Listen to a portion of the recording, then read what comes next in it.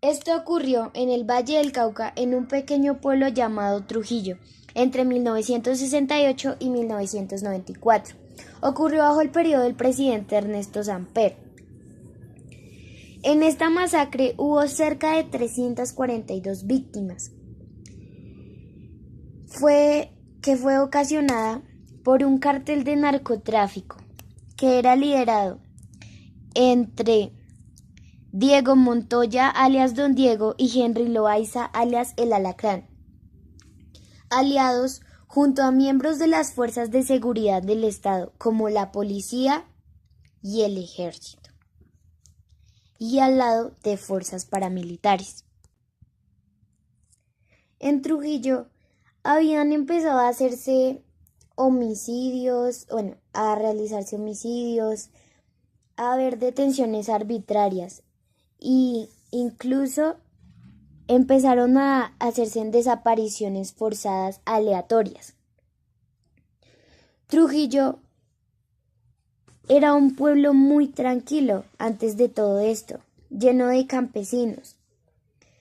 Y había un sacerdote llamado el padre Tiberio Fernández, que al lado de varios campesinos estaban realizando un programa llamado Tejido Social, que consistía en ayudar a las personas más necesitadas e independizar a los campesinos de los terratenientes. Sin razón aparente, este sacerdote y estos campesinos fueron acusados de haber colaborado con la guerrilla del Ejército de Liberación Nacional, o el ELN, que eran enemigos de estos narcotraficantes. Estos campesinos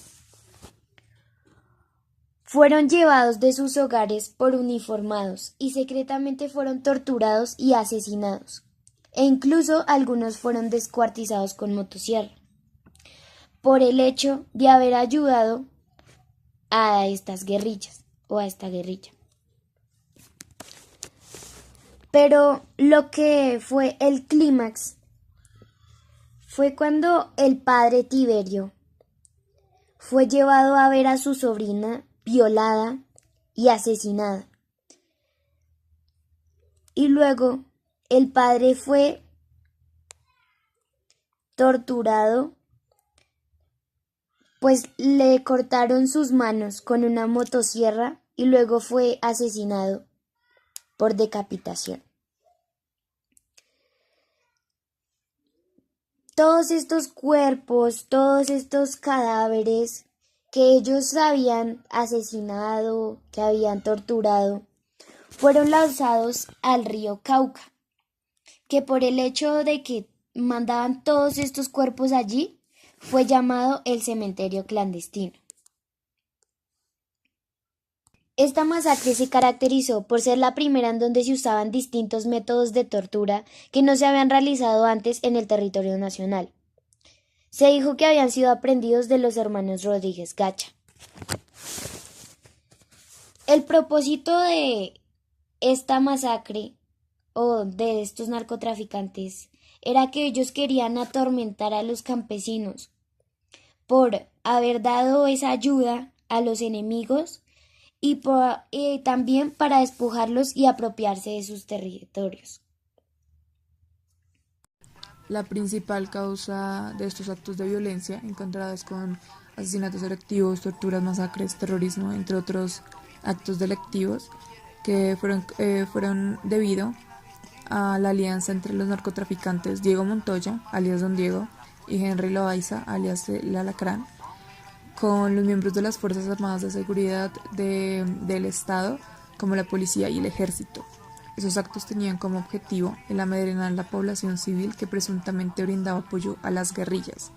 Según los narcotraficantes y el Estado, creían que los campesinos colaboraban a la guerrilla del Estado de Liberación, el ELN, y por esa razón los despojaban de sus tierras y se apropiaban de ellas de manera totalmente ilegal. Los llevaban a lugares secretos donde los torturaban, los asesinaban y algunos los descuartizaban incluso con motosierra. En esta época la tortura se elevó de una manera impresionante y los tipos de tortura eran inmemorables. Posteriormente, casi igual a los años de la violencia, estos cadáveres fueron arrojados al río Cauca, sacando a flote la magnitud de la masacre.